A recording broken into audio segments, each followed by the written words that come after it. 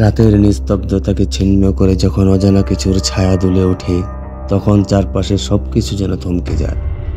অন্ধকারের গর্ভে লুকিয়ে থাকা রহস্যময় এক পৃথিবী, যেখানে বাস্তব আর কল্পনার সীমারেখা মুছে যায়। আজ আপনাদের নিয়ে চলেছে সেই ভয়াল জগতের এক টুকরো গল্পের সন্ধানে, যা শুনলে রক্তে জমে যাবে শিরায় শিরায়।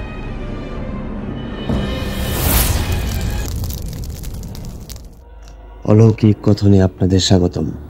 আজকে আপনাদের সামনে তুলে ধরবো একটি সত্য ঘটনা, যা ঘটেছিল আমার নিজের দাদুর সাথে।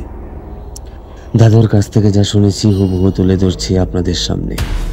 ঘটনাটি 90-এর দশকে ঘটা। দাদু খুবই গান বাজনা প্রিয় মানুষ ছিলেন। সেই সুবাদে প্রায় অনেক রাত করে বাড়ি ফিরতেন। আমাদের গ্রাম থেকে 3-4 কিলোমিটার দূরের এক গ্রাম থেকে দাদুর একদিন নিমন্ত্রণ আসে। যথারীতি রাতের খাবার শেষ করে দাদু ওই গ্রামে চলে যায় অনুষ্ঠানে অংশগ্রহণ করতে। অনুষ্ঠান শেষ হতে হতে সেদিন অনেক রাত হয়ে যায়। সবাই দাদুকে বলেছিল রাতটুকু ওই গ্রামেই থেকে যেতে, কিন্তু দাদু কারো কথা না শুনে ওই রাত করেই বাড়ির দিকে রওনা দিলেন। বলে রাখা ভালো, ওই গ্রাম থেকে আমাদের গ্রামে আসার জন্য একটাই বড় রাস্তা আছে, আর মাঝখানে Dhaka Chattogram rail line. Rail লাইনের দুই পাশে ধানের জমি আর একটু পর পর ঝোপঝাড়। তবে বড় রাস্তা দিয়ে আসলে সময় বেশি লাগে, আর ধান ক্ষেতের আইল ধরে আসলে তাড়াতাড়ি আসা যায়। এই শর্টকাট রাস্তা ধরে আসতে গেলে ছোট খাল পড়ে, এবং খালের পরেই রেল লাইন। খালের পাশেই একটি রেল ব্রিজ আছে। এই ব্রিজের পাশেই অনেক বড় একটি শিমুল গাছও আছে। এই জায়গা নিয়ে অনেকেই অনেক কথা বলে। জায়গাটা ভালো না, অনেকের সাথে খারাপ কিছু ঘটেছে, এই রকম কথা গ্রামে প্রচলিত আছে। সেদিন দাদু তাড়াতাড়ি বাড়ি ফেরার জন্য ওই শর্টকাট রাস্তা দিয়েই রওনা দিলেন। দাদুর মাথায় তখন অন্য কোনো চিন্তা আসেনি। একটাই ভাবনা, রাত বেশি হয়ে গেছে, তাড়াতাড়ি বাড়ি ফিরতে হবে।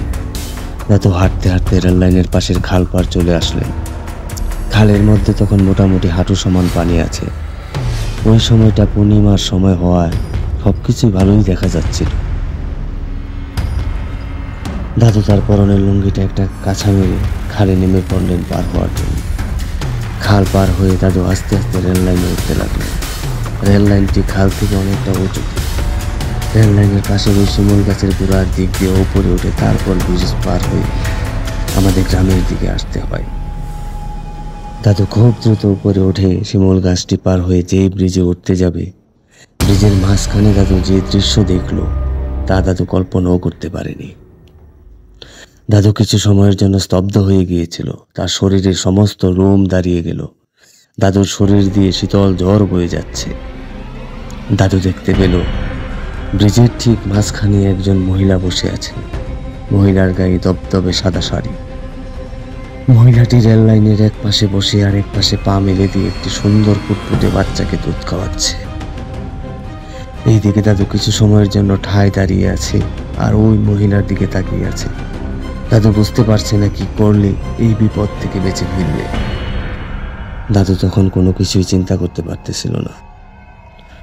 তখন দাদু হঠাৎ ভাবলো, দেখি একটু অনুনয় বিনয় করে এখান থেকে রক্ষা পাওয়া যায় কিনা।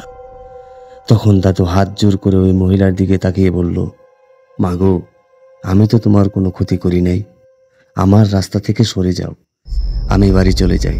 এভাবে কিছু সময় যাওয়ার পর ওই মহিলা আস্তে আস্তে ব্রিজ থেকে নিচের দিকে নেমে যায়, তার বাচ্চাটিকে কোলে নিয়ে। তারপর দাদু ভয়ে ভয়ে ব্রিজ পার হয়ে ব্রিজের অপর প্রান্তে চলে আসলো। এই পারে এসে আমাদের গ্রামের রাস্তায় পা দিতেই পেছন থেকে দাদু শুনতে পেল, আজকে শুধু মা ডেকে বেঁচে গেলি। ওই রাতে দাদু বাড়ি ফিরে ঘরে ঢুকে চুপচাপ ঘুমিয়ে পড়ে। পরের দিন সকাল থেকে দাদু খুব অসুস্থ হয়ে পড়ে। প্রচণ্ড জ্বর উঠে দাদুর শরীরে। দাদু তখন আমার দাদির সাথে আগের রাতে সব ঘটনা খুলে বলে। তখন আমাদের গ্রামের এক কবিরাজের চেষ্টায় 5-7 দিন পর দাদু সুস্থ হয়। ঘটনাটি আপনাদের যদি ভালো লেগে থাকে অবশ্যই কমেন্ট বক্সে জানাবেন। আর আপনাদের যদি কোনো ঘটনা থেকে থাকে আমাকে ইনবক্স করতে পারেন, কিংবা কমেন্ট সেকশনে জানাতে পারেন বা লিখে দিতে পারেন। আমি চেষ্টা করব আপনাদের ঘটনাগুলো তুলে ধরার জন্য। আজকের মতো এইটুকু। সবাই ভালো থাকবেন, সুস্থ থাকবেন।